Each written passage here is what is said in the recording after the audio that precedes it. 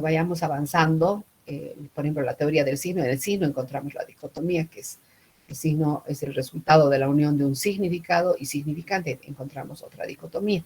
Después se habla de la mutabilidad, inmutabilidad, que es otra dicotomía, de lo arbitrario, convencional, otra dicotomía. Entonces, vamos encontrando siempre estos pares que se complementan. En relación a este modelo, otros autores han seguido este modelo y han trabajado también, ¿no? Por ejemplo, Noam Chomsky habla de la competencia y actuación, y al hablar de la competencia y actuación también habla de la gramaticalidad, de la aceptabilidad y así, ¿no? Luego otro autor, también Eugenio Coserio, hace una diferencia entre norma y sistema, ¿no? Entonces son estos pares que incluso otros autores también van tomando esta metodología, ¿no? Entonces, de lengua y habla ya hemos visto que su punto de partida es el lenguaje, y toma las características de que nos da las características del lenguaje, que es multiforme, que es heterócrito, que es como ir a caballo por diferentes terrenos, en realidad que es inclasificable, y a partir de eso encuentra el objeto de estudio, ¿no? Entonces parten dos, en el circuito de la comunicación, si se acuerdan, encuentra que 5 fases, entonces la lengua corresponde a la fase 1 y 5, que es la parte psíquica, ¿no? Y bueno, y ahí haga otras características de la lengua, ¿no? Que es la parte psíquica, que es la parte social. ¿Por qué? Porque nadie posee la lengua por sí solo, la lengua está en todos, porque se trata de incrustaciones, dicen, del cerebro, de estos conceptos ligados a imágenes acústicas, más una organización que viene a ser la gramática, ¿no? Entonces, ese modelo, la suma de todas las cabecitas, digamos, que tienen ese modelo, es lo que constituye la lengua, porque en relación, por ejemplo, al léxico, puede que varíe de uno a otro, ¿no? Uno tiene 70.000, el otro tiene 120.000 palabras, entonces nadie posee la lengua por sí solo. Por eso es la parte esencial del lenguaje, por lo tanto, concibe a la lengua como el objeto de estudio de la lingüística. Es homogénea, ¿por qué? Porque es un sistema de signos con reglas, ¿no? Ese sistema todos lo hemos almacenado, ¿no? Entonces es un conjunto de signos más reglas que viene a ser la gramática, es un sistema de signos lingüísticos la lengua, y clasificable en los hechos del lenguaje.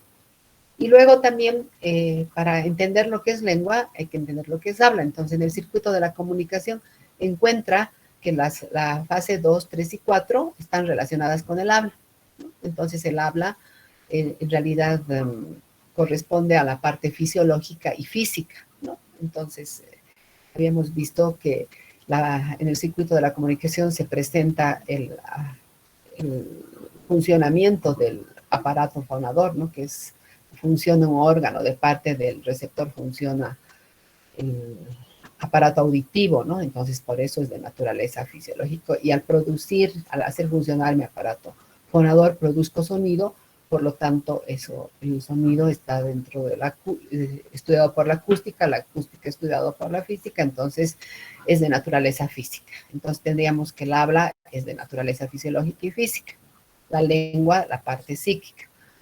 Accesoria, ¿por qué? Porque complementa el estudio de la lengua, ¿no? Es decir, para entender mejor la lengua, tengo que analizar también el habla, ¿no? Entonces, en ese sentido es accesoria, ¿no? Y heterogénea porque el habla varía de un individuo a otro, ¿no?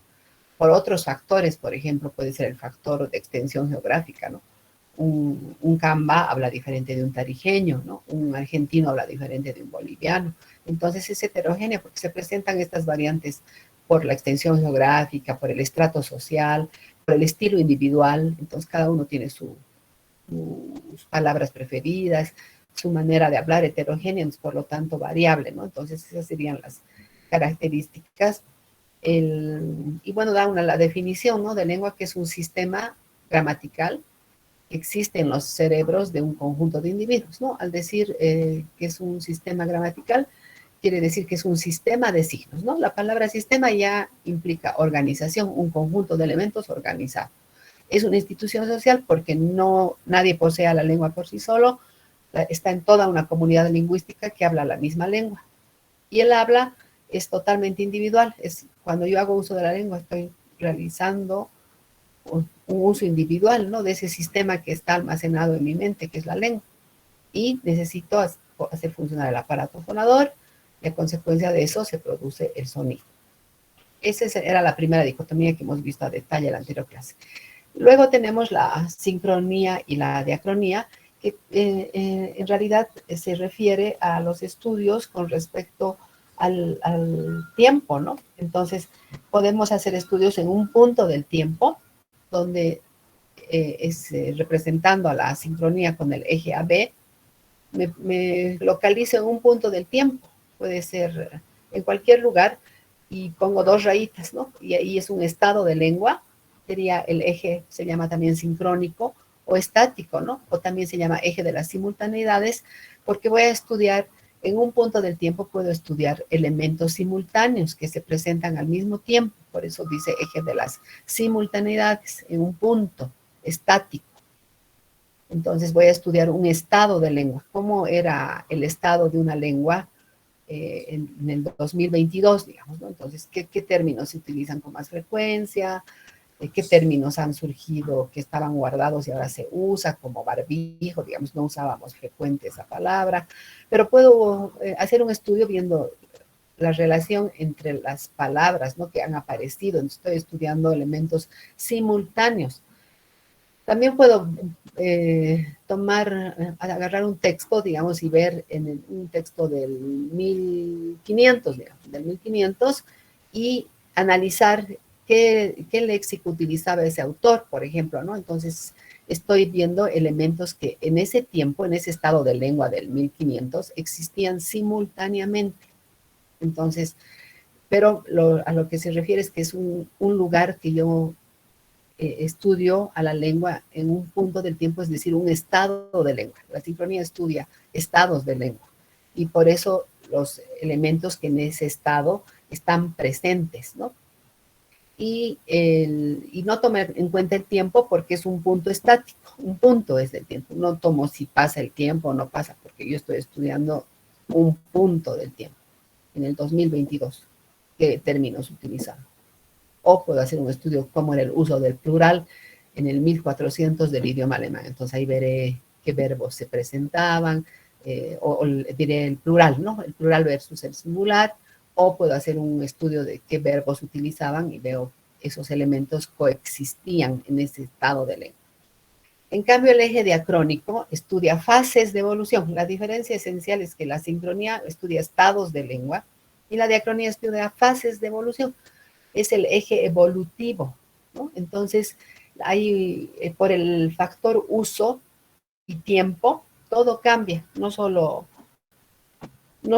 la lengua, ¿no? Si yo uso, como les decía, por mucho tiempo, digamos, una chompita, por el factor uso y por el factor tiempo va a cambiar, se va a envejecer, va a perder su color, entonces igual podemos analizar a la lengua o estudiarla o investigarla desde el punto de vista diacrónico, digamos, entonces puedo ver cómo a nivel fonológico, digamos, ha habido cambios, ¿no? Si en el latín se decía antes amica, en un texto antiguo cuando ya está en el proceso de paso, puedo ver que hay la palabra amica y actualmente se dice amiga, ¿no es cierto? Entonces ese sonido sordo se ha sonorizado, ¿no? Entonces se ha vuelto, y mientras que era antes, pues ahí puedo ver que ha habido una evolución del sonido. Entonces, pero cuando aparece amiga, ya no está amica, o sea, no usamos los dos, ¿no? Porque uno, la palabra amiga, es sucesora de amica. Entonces ya no está. Es como les decía, ¿no? Se elige un nuevo presidente, el presidente es el sucesor del expresidente. No pueden coexistir el expresidente y el presidente al mismo tiempo. Entonces, igual, ¿no? Los términos van cambiando, ya sea a cualquier nivel, puede ser a nivel fonológico, puede ser a nivel semántico, digamos, ¿no? Por ejemplo, la palabra caballero antes significaba ese señor con su armadura, su caballo, ¿no? Pero actualmente no se usa en ese sentido, entonces el nuevo significado que adquiere caballero es que es el dueño de la casa, el caballero, dicen. O cuando un señor es cortés, también dicen es bien caballerito, digamos, ¿no? Entonces ya no se usa en el sentido de está viniendo un caballero. Si yo digo, ustedes nunca van a entender que está viniendo una persona con su armadura, su lanza y su caballo, ¿no? Sino se van a imaginar que está viniendo un señor, ¿no? Entonces, ahí también es el nuevo significado de caballero es sucesor del anterior, ¿no? Entonces, por eso estudia un elemento a la vez.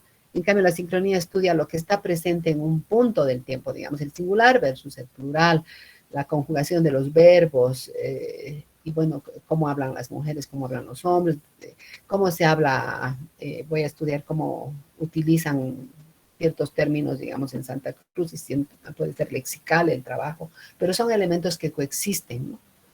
Existe el ingo y existe el hito, los dos existen. Lo que pasa es que la extensión geográfica es diferente, ¿no? Pero coexisten, entonces eso es sincrónico. Pero si uno es sucesor del otro y solo ya se va a usar hito y nunca más ingo, digamos, el sucesor sería diacrónico, ¿no? Entonces, lo diacrónico estudia un elemento a la vez, es al sucesor, ¿no? Entonces, ¿qué va a estudiar? Fases de evolución, mientras que la sincronía estudia estados de lengua. Y luego toma en cuenta el tiempo, porque puedo ver cómo ha cambiado, digamos, el idioma de cómo se hablaba hace 100 años a lo que se habla actualmente. Puedo ver la evolución, puedo hacer un estudio longitudinal, digamos, de un término que esté a futuro, digamos, cómo se va a modificar o va a cambiar, ¿no? Entonces, eso es lo sincrónico y diacrónico. Ya, eso, esto más, así como repaso, la sincronía conoce una perspectiva, la de los usuarios de la lengua, es decir, recoge su testimonio. Nosotros como hablantes estamos en un estado de lengua, ¿no? Entonces se hace un trabajo, como les digo, de cómo hablan las mujeres, cómo hablan los hombres. Estoy recogiendo el testimonio en un punto del tiempo, en el 2022. La diacronía tiene dos perspectivas. Lo que les decía puede ser prospectiva, que vea cómo un término va a cambiar de aquí a 10 años, o retrospectivo, ¿no? Que es cuando se estudia, digamos, de dónde vienen las lenguas, qué ha pasado, ¿no? ¿Por qué se ha vuelto sonoro ese sonido de amica, se ha vuelto sonoro, ha afectado a las otras palabras? Entonces, todas las palabras, digamos, que han cambiado, entonces, ya las palabras con g, digamos, como de amica, son sucesoras de las otras palabras, digamos, que tal vez ha afectado también el cambio, ¿no? Entonces estoy estudiando un elemento a la vez, ¿ya? Entonces el nuevo término que aparece es sucesor, ya no está el otro. Y sintagma paradigma les había dicho que se refiere a las relaciones que se dan en una lengua, en un sistema lingüístico, en realidad en cualquier sistema se van a dar relaciones. Entonces, estas relaciones se refieren a dos tipos de relaciones que se van a dar, ¿no? Entonces se presentan estos dos tipos de relaciones, que son las relaciones sintagmáticas y las relaciones paradigmáticas. Entonces, las relaciones sintagmáticas, lo principal es que los elementos están uno al lado del otro, eso quiere decir contiguo, ¿no? Digamos, si estuviéramos en el aula, cada alumno se sienta al lado del otro, se sientan sintagmáticamente, ¿no? O sea, raro sería que alguien se siente sobre el otro, digamos, ¿no?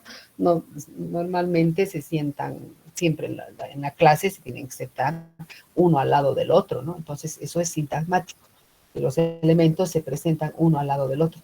Y eso, Saussure dice, es como si formaran una cadena, ¿no? Que se van enlazando. Y al formar, digamos, cuando yo hablo, voy enlazando las palabras, ¿no? Una al lado del otro. No puedo pronunciar dos palabras al mismo tiempo. No puedo en este momento decir la puerta, las dos palabras juntas, o decir casa bonita, como no podría, ¿no? Tengo que primero articular casa y después bonita, no puedo. Casuji, así, casata, ya, casta, sería, no puedo pronunciar las dos palabras, ¿no? Entonces, a eso se refiere, que las relaciones de contigüidad, un elemento al lado del otro. Entonces yo voy combinando los elementos, ¿no? Voy poniendo un artículo, un nombre, un verbo, un adjetivo. Entonces, los elementos en el sintagma están presentes. Una oración es un ejemplo de sintagma.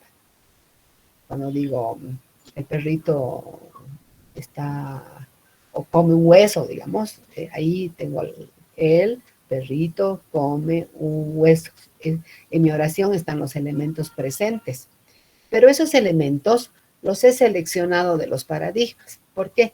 Porque la lengua está organizada en nuesra mente. A veces en la parte léxica, por ejemplo, puede estar organizada por similaridad semántica, por similaridad de sonido. Entonces, por ejemplo, el hecho de que yo diga, digamos, la palabra universidad, en mi mente tal vez esa palabra está relacionada con educación, proceso de enseñanza-aprendizaje, cultura, formación, pero cuando yo digo la universidad, no están presentes esas dos palabras que están en mi paradigma, ¿no?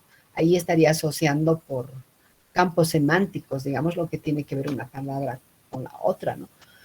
También puedo asociar por similitud en el inicio, ¿no? Universidad podré asociar con universal, universo.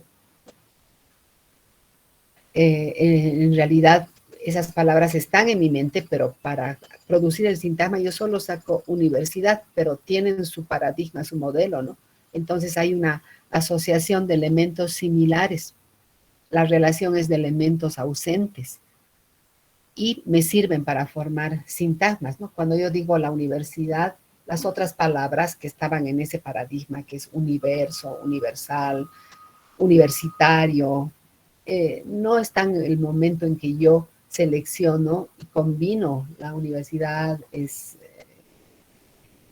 digamos, es buena, ¿no? La universidad, la UNSA es buena, digamos, para formar buenos profesionales. Cuando digo eso, no están las otras palabras que están en mi mente, ¿no? Entonces, la relación en el paradigma es de relación de elementos ausentes y me sirven para formar sintagmas.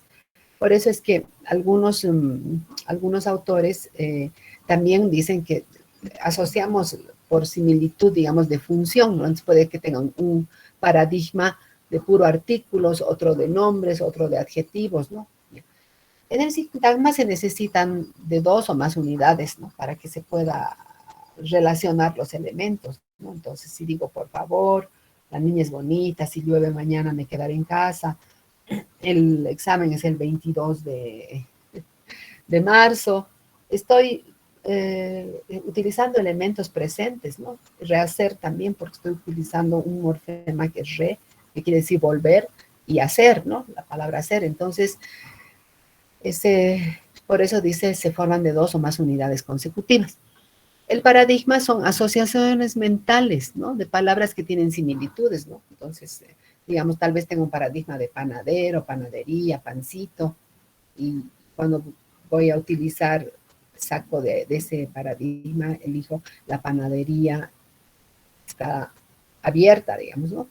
Y tengo otro de libro, librero, librería, o puede ser, como les decía, por la función, como tienen un ejemplo en el texto, ¿no? Que está, tenemos un paradigma A, digamos, un paradigma de artículos, otro de nombres, otro de adjetivos, ¿no? Y de esos paradigmas yo voy seleccionando y combinando, ¿no? Entonces ahí voy seleccionando, digamos, después del paradigma que tengo de muchacho, periodistas, cantante, ahí saco uno, el cantante, inteligente, digamos, compone poemas, digamos, ¿no? Para sus canciones. Entonces estoy eligiendo, ¿no es cierto? Estoy seleccionando y elijo un elemento a la vez y lo combino, ¿ya? Entonces, en realidad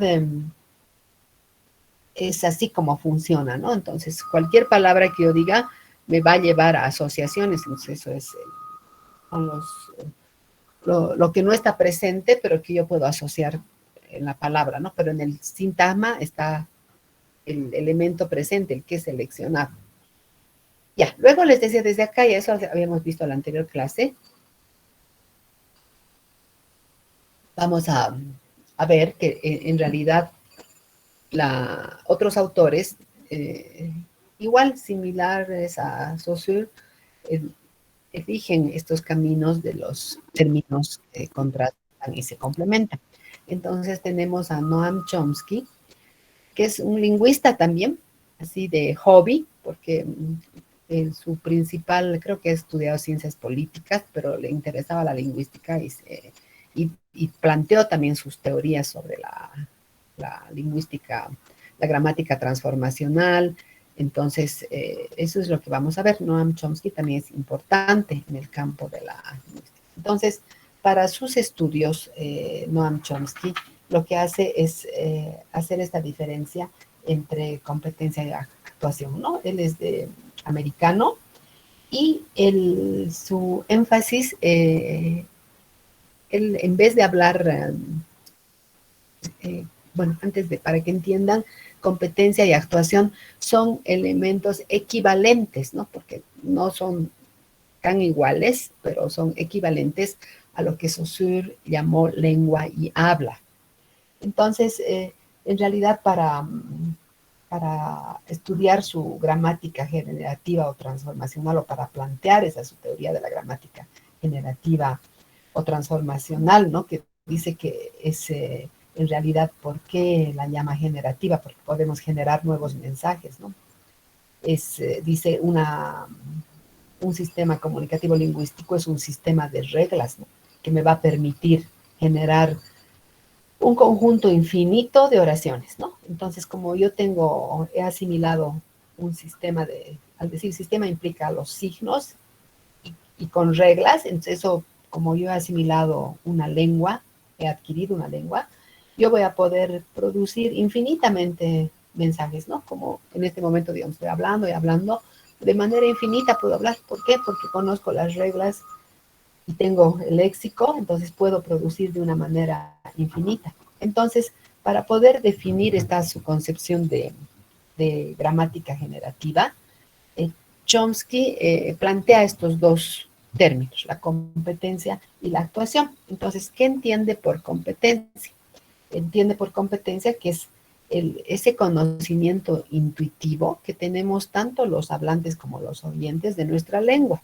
Tenemos un conocimiento intuitivo. Aunque ustedes no hubieran decidido estudiar lingüística y estarían estudiando, digamos, ingeniería, medicina, otra carrera, tienen un conocimiento intuitivo. ¿Por qué? Porque si viene un extranjero y les dice la sol, ¿no? La sol está bonito, digamos, entonces ahí ustedes se dan cuenta de que no está bien, no está hablando bien, ¿no? Obviamente digo, ay, es extranjero, ¿no? Pero me doy cuenta cuando alguien comete un error y dice, puede que haya una huelga. Yo sé, en mi conocimiento intuitivo es que yo he escuchado que lo correcto es, puede que haya, ¿no? Una huelga. Entonces, tenemos un conocimiento intuitivo, yo reconozco los errores, ¿no? Entonces, tengo un conocimiento intuitivo. Obviamente, una persona común no sabe, digamos, si le preguntas, dame un ejemplo, digamos, puede que no sepa qué es un adjetivo, pero lo usa, ¿no? Entonces tiene un conocimiento de su lengua materna, ¿no? Entonces, a ese conocimiento intuitivo, el conocimiento que tenemos de nuestra lengua, es lo que llama competencia. Entonces, ¿qué implica esta competencia? Implica que yo almacenado, ¿no? Una serie de reglas y mucho léxico, y eso me faculta para que yo pueda comprender y producir un número infinito de mensajes, ¿no? Entonces, ustedes como estamos empleando el mismo código, ustedes pueden comprender todo lo que yo diga, ¿no? Entonces pueden decodificar. Cualquier cosa que diga alguien, yo lo puedo decodificar, ¿no? Entonces, ese conocimiento intuitivo, inconsciente, ¿no? Porque el aprendizaje, digamos, no ha sido consciente, se ha ido instalando ese conocimiento en el niño, ¿no? A medida que va creciendo, los adultos le hablan y se va instalando ese conocimiento, ¿no? Entonces, la competencia vendría a ser el conocimiento intuitivo que los hablantes de una lengua tenemos, ¿no?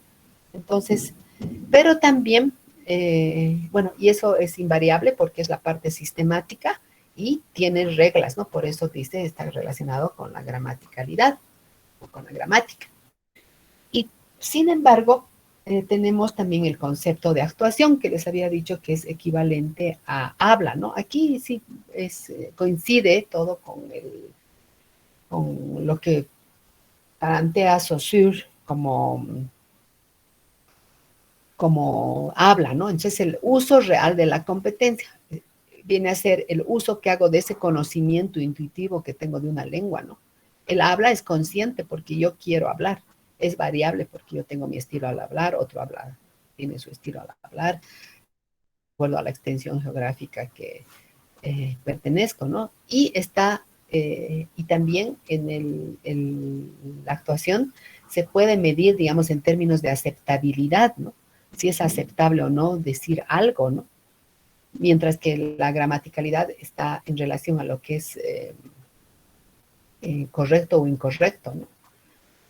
Algo que me olvidé decirles, aquí no está, miren, en la competencia, Chomsky no está de acuerdo en decir de que es social, porque según Chomsky, cada hablante tiene su conocimiento de la lengua, ¿no?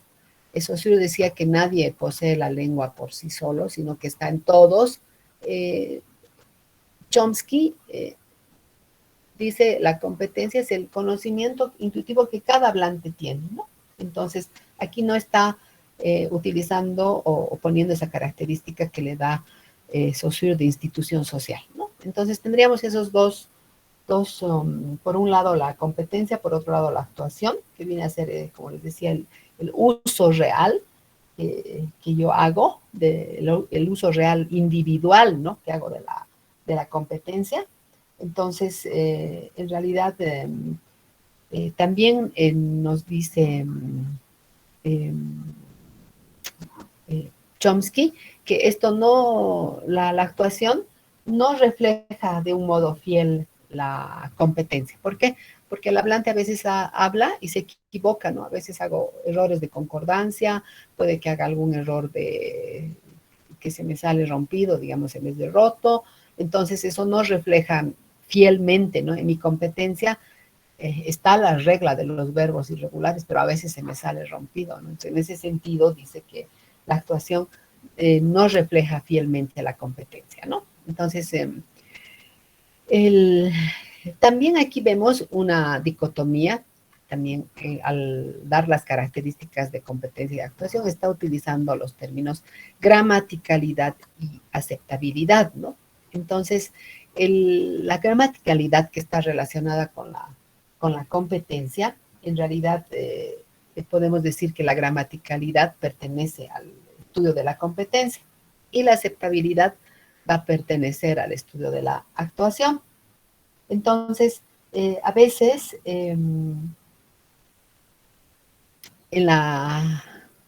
por ejemplo, yo puedo, como les digo, emitir juicios de valor, ¿no? De si es correcto o no. Por eso dice, es un juicio intuitivo de los hablantes hacia el lenguaje correcto, puesto que internalizamos las reglas, ¿no? Entonces, si alguien dice la sol, yo en la regla está que es masculino y que el artículo concuerda con el nombre, por lo tanto es el sol, ¿no es cierto? Pero es ese juicio intuitivo que podemos reconocer, ¿no? Cuándo se está hablando mal o no. Y en cambio en la actuación, como es el uso real de la lengua en situaciones concretas, lo que sí puedo ver si es una oración aceptable o no en un determinado momento, ¿no? Es la aprobación, digamos, si se entiende.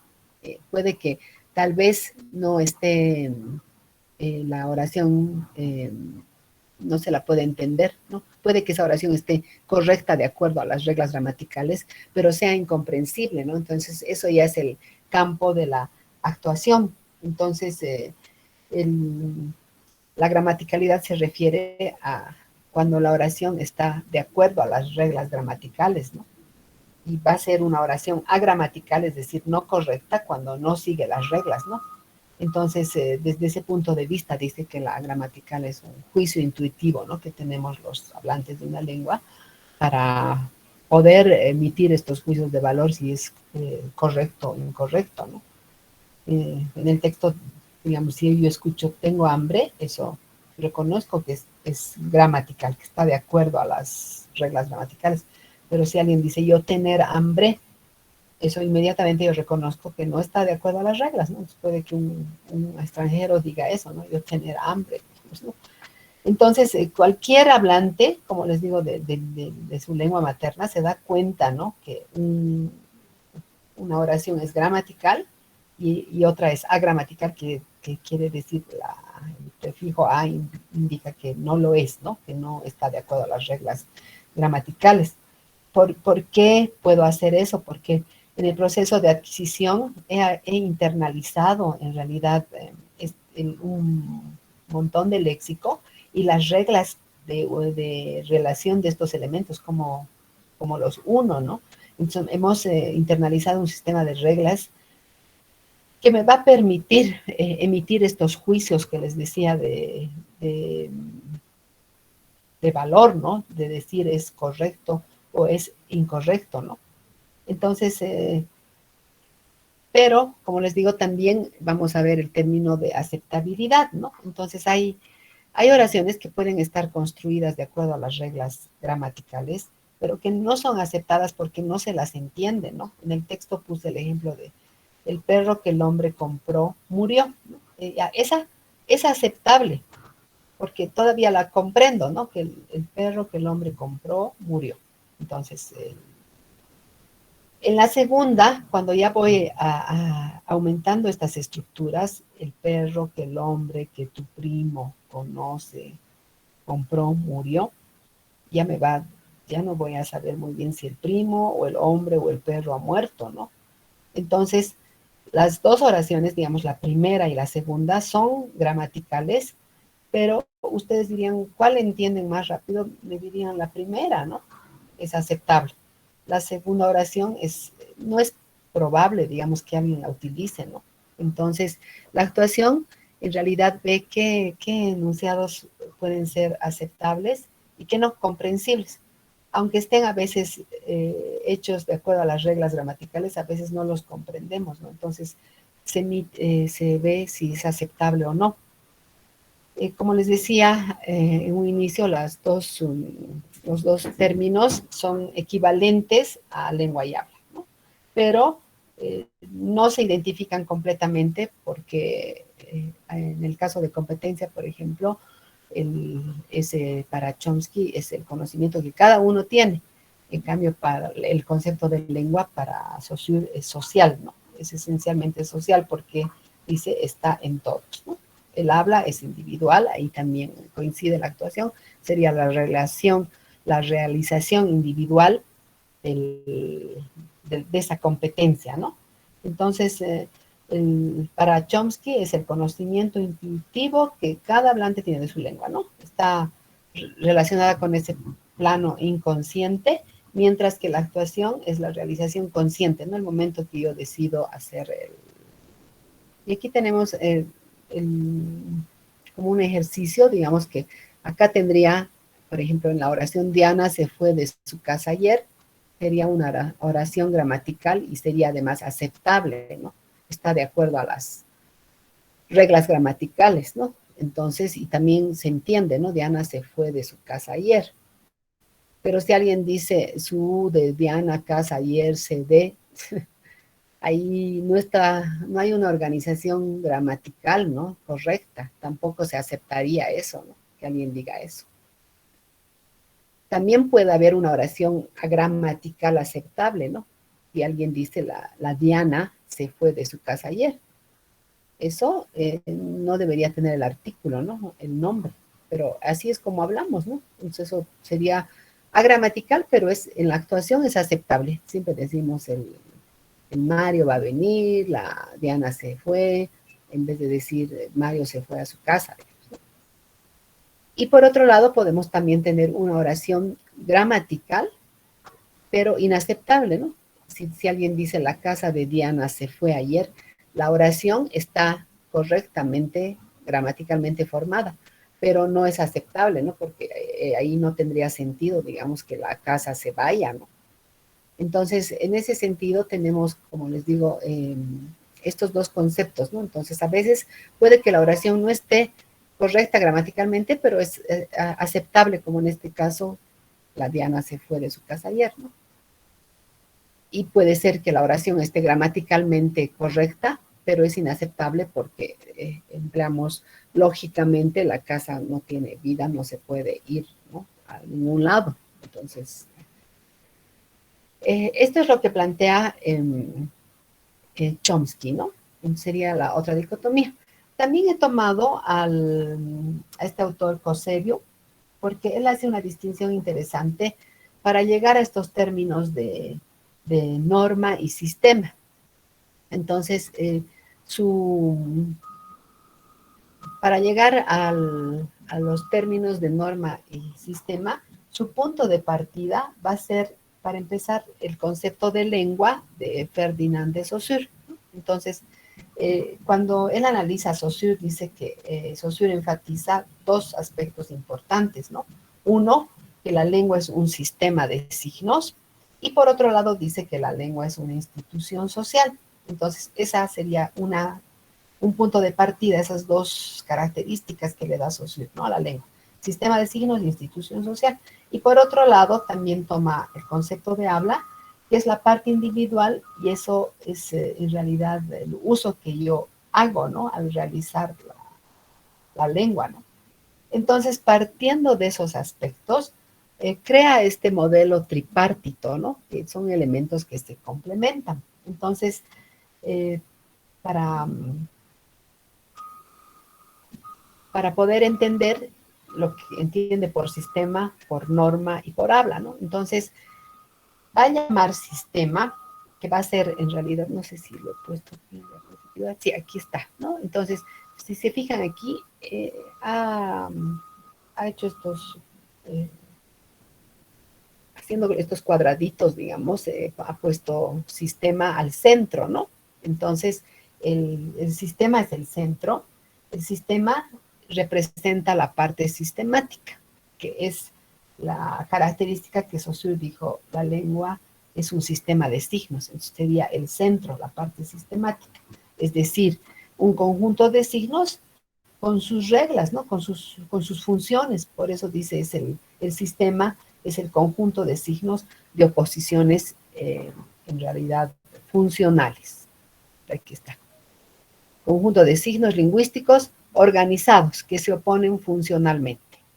Entonces, el sistema va a representar la parte sistemática, es decir, lo que está arriba, he vuelto a repetir, en otras palabras, sería el conjunto de signos organizados. Eso es la parte sistemática. Y la lengua constituye el sistema en su modelo, ¿no? Entonces vendría a ser, toma el término sistema como la lengua. Entonces, luego tenemos que la lengua estaría, luego viene la norma, ¿no? Ahí tenemos la norma. La norma, para Coserio, es la realización social del sistema. O sea, en realidad, cuando nosotros hacemos uso de ese sistema en un lugar donde tenemos el mismo código, estamos haciendo una realización social del sistema. Es el habla social, cuando intervienen imposiciones sociales. Entonces, todos tenemos este conocimiento que llama Chomsky, o este sistema de signos lingüísticos más gramática. Eso es lo que llama sistema Coserio. Pero él nos habla de algo que no hablaban los otros, ¿no? Los otros hablaban solo de habla, que es el uso que se hace del sistema. Coserio plantea que hay una realización social del sistema, ¿no? Hay un habla social en la que yo puedo decir si está hablando, si es adecuado lo que está diciendo o no. Hay imposiciones sociales, ¿no?, que nos hacen, que seguimos, ¿no? Por ejemplo, hay imposiciones sociales. Yo hablo, en la universidad nos imponen hacer un uso educado, ¿no? No puedo decir, hola changos, ¿no?, ¿qué tal? han ido de chupa, digamos, el fin de semana, así, el fin de, digamos, no puedo hablar así, ¿no es cierto? Entonces, hay una realización social. El hecho de que yo sea su profesora me impone que tengo que hacer un uso educado, ¿no? Un uso culto. Y ustedes igual, ¿no? ¿Por qué me dicen licenciada? ¿Por qué no me dicen techi, digamos, ¿no? Porque hay imposiciones sociales, ¿no? Siempre ustedes se dirigen de una forma, utilizan una norma formal para dirigirse a sus docentes, ¿no? Podrían decirme, oye, no te hemos entendido, a ver, explica más claro. No me van a decir eso. Siempre me dicen, no he entendido esta parte, ¿puede explicarnos, por favor? O el estudiante que me dijo, por favor, no todos, algunos estudiantes se quedan sin entrar, ¿no? Entonces, estamos haciendo un uso oculto, ¿no? El hecho de que ustedes hayan accedido ya a la universidad implica que ya han cursado, digamos, la escuela, el colegio, el bachillerato, y, y eso se refleja, ¿no? Entonces, ya sabemos cómo hablar con quién, hay usos sociales. Si voy al mercado, ahí le diré, pues, caserita, rebajame, ¿no? Y apame, digamos. No le voy a decir, excelentísima señora casera, tendría la amabilidad de aumentarme una papa, digamos. No voy a hablar así, ¿no? Entonces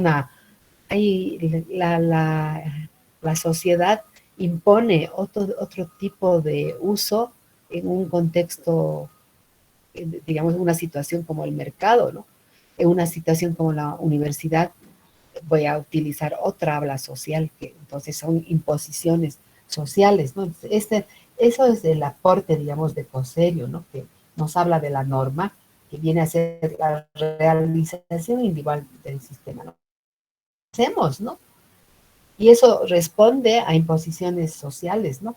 Entonces, y luego viene ya cuando yo sé que tengo que utilizar, digamos, una norma culta, la hago presente, entonces hablo, ¿no? Entonces, el habla es la realización individual de la norma, ¿no? Que voy a utilizar en un determinado momento. Por eso tiene ese en realidad, para llegar a estos conceptos eh, de norma y sistema, parte de estos tres elementos que plantea Saussure, ¿no? Que la lengua es un sistema de signos y es una institución social, sería el otro concepto, y que el habla es la parte individual, ¿no? Y por eso tiene este modelo tripartito, ¿no? Donde los elementos se complementan. Entonces, en este cuadrito tendríamos aquí las características, ¿no? El sistema es la parte de reglas y signos, ¿no? Entonces, el conjunto de signos lingüísticos organizados, que se oponen funcionalmente, se oponen por su función. Un artículo se opone al nombre, se opone al verbo, el verbo no es, se opone al adverbio, entonces por eso dice que cada, cada signo tiene su función y se opone a los otros por su función. Representa el sistema la parte sistemática, este conjunto de signos lingüísticos más su gramática, por eso es la parte sistemática, es un sistema. Un sistema es un todo organizado, ¿no? Y la lengua, según Coserio, constituye, el sistema en su modelo, ¿no? Entonces, es como el concepto de lengua es para Saussure, es sistema para Coserio y para Chomsky es competencia. Y bueno, añade esto de la norma, ¿no? Que es la realización social del sistema, el uso colectivo que en una comunidad se hace del sistema, es, por eso dice una especie de habla social, las normas que seguimos por pertenecer a una comunidad lingüística, ¿no? Son las imposiciones sociales que limitan la libertad de expresión del individuo, porque de repente ustedes les gustaría decirme techi, digamos, ¿no? Entonces, ya pues, ¿no? Techi, explicarnos mejor, ¿no? No te estamos entendiendo, tal vez quieran hablar así, pero estas imposiciones sociales limitan su libertad de expresión. Entonces, yo no puedo decir, ay, ¿qué me importa? No voy a usar esto. Entonces, al amigo de mi papá le voy a decir, hola, no sé, pues le diré, hola, brother, digamos, algo así. No le puedo decir, ¿no es cierto?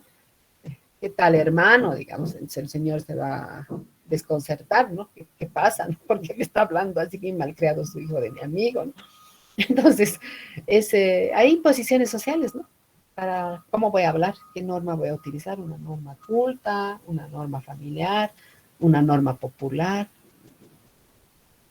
Y el habla viene a ser el uso concreto e individual de la norma, ¿no? Porque al hablar yo voy a utilizar de acuerdo a la situación, contexto, voy a utilizar una determinada norma, ¿no? En la universidad tengo que utilizar una norma formal que se llama también oculta o educada, ¿no? En la casa utilizo una norma familiar, ¿no? Eh, en mi casa, digamos, puedo decirle a mi hijo, cerrar la puerta, ¿no? Pero en la universidad tendré que decir la palabra mágica, digamos, o me la cierras la puerta, por favor, digamos, tendría que decirle a un estudiante, ¿no? Porque no estoy en un contexto familiar, ¿no?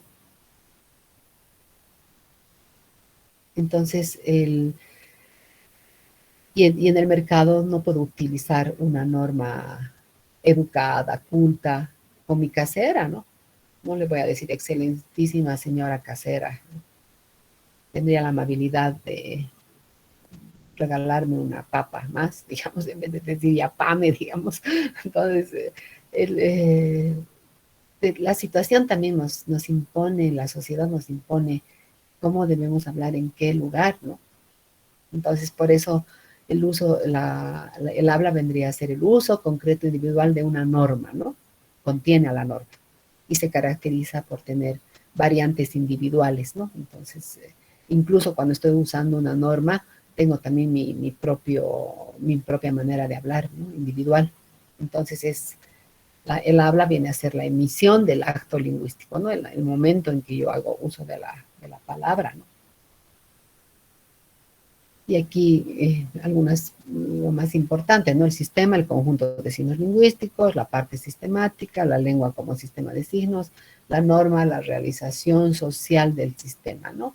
El habla social, imposiciones sociales, ¿no? Entonces, en realidad podemos utilizar diferentes normas, ¿no? O sea, en una sociedad existen diferentes normas para podernos expresar, ¿no? Entonces, eso va a tomar en cuenta, digamos, la situación comunicativa, ¿no? Entonces, se puede hablar de varias normas, ¿no? También es diferente cuando escribo que cuando hablo, ¿no? O sea, la norma oral y cuando a veces digo, ay, es mejor hablar, ¿no? Porque para escribir me cuesta más, ¿no? Entonces, la norma escrita siempre tengo más cuidado, ¿no? Hay la norma familiar, la culta, que también la llaman educada, formal, ¿no? Eh, la norma popular, la norma vulgar también surge, por ejemplo, se chocan dos en sus autos, desgraciado, sale ya con las palabras, ¿no? Malas palabras. Es la norma vulgar, por ejemplo, ¿no? Entonces, un mismo enunciado podemos, por ejemplo, aquí dicen, dar un ejemplo de norma familiar, norma culta, norma popular, ¿no? El mismo ejemplo, digamos, pedir un café, ¿no? La norma familiar, a mi hija le puedo decir, házmelo un cafecito, ¿no? Hijita, házmelo un cafecito, ¿no? Norma culta tendría la amabilidad de hacerme un café, ¿no? Norma popular, caserita, dame pues un cafecito, digamos, ¿no? Aumentámelo agüita, digamos, es la norma popular, ¿no? Entonces el mismo enunciado puede ser emitido por diferentes normas de acuerdo a al contexto en el que yo esté, ¿no? Entonces,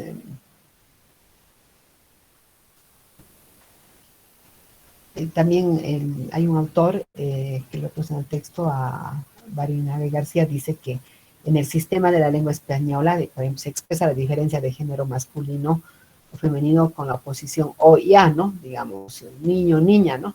Camarero, camarera. Pero hay excepciones, ¿no? Que ya en el uso la norma no admite, ¿no? Digamos, no puedo decir actora, eso se utiliza actriz, no puedo decir locutriz, sino locutora, ¿no? También ahí vemos la norma que a veces no coincide con la regla, ¿no? Y más la norma se refiere a estas imposiciones sociales, ¿no? Que toman en cuenta en qué situación comunicativa estoy, ¿no? Entonces, los hablantes sabemos, por ejemplo, que hola es más informal, ¿no? Es más familiar, ¿no? Pero buenos días sería más formal, entonces esa norma culta, digamos, decir buen día, perdón por el retraso, puedo pasar, ¿no? En cambio, en la norma familiar, hola mamita, ya he llegado, perdón por tardarnos, estaba hablando con mis amigas, digamos, ¿no? Ahí eso, en las clases reales, digamos, a veces llegan tarde y me dicen así, perdón, dicen, ¿no? Por llegar tarde, digamos, pero ya están empleando una, perdón, dicen por llegar tarde, o buen día, dicen, perdón por llegar tarde, pero a su amiga le digan, ay, te cuento que justo me he encontrado con el chico que me gusta, digamos, y por eso me he atrasado, digamos, ¿no? Explican también, ¿no? Entonces hay diferentes normas, ¿no? Entonces, eso sería en relación a Coserio, ¿ya? No sé si tienen alguna duda. Ya, hasta aquí es el examen, ¿ya? Entonces, el jueves, para que practiquen, el examen va a ser de opción múltiple, ¿ya? Y les voy a mandar al WhatsApp, o sea, cada uno hace su examen. Tienen que resolver en el tiempo que se da, ¿no? Entonces, eso son, el número de preguntas todavía no he decidido, pero lo piloteo también el examen. Pero esto que les voy a mandar es una pruebita así de 5 preguntas para ver, para que vean cómo es, para que practiquen, ¿ya? Entonces, voy a subir el miércoles, ya no pasaríamos la clase, o diré el miércoles, el jueves, perdón. Es que antes tenía lingüística lunes y miércoles, por eso les digo. El jueves les paso al grupo de WhatsApp, voy a pasar el ejercicio de examen, ¿ya? No importa ahí si responden bien o mal, es un ejercicio nomás para que lo mismo vamos a hacer el día del examen. En el examen sí va a haber tiempo, digamos, supongamos, ¿no? 15 preguntas, 15 minutos, digamos, ¿no? Porque la respuesta ya está ahí, ¿no? Es de opción múltiple, entonces tampoco les puedo dar una hora, ¿no? Para que puedan ya incluso consultar su texto, ¿ya? Entonces estudien, pues, estudien y les va a ir bien, ¿ya? Entonces el jueves, 9 en punto, les voy a mandar la pruebita para que cualquier cosa que tengan un problema, algo me dicen, pues, ¿ya? Para que podamos pulir eso para el martes. Entonces, en eso quedaríamos, chicos, ahí nos quedamos. Licenciada, tengo una pregunta. Hasta el jueves. Entonces, cualquier cosa también en las auxiliaturas, cualquier cosa que no hayan entendido, están los dos auxiliares para eso, ¿ya? Para ayudarlos a llegar a la meta.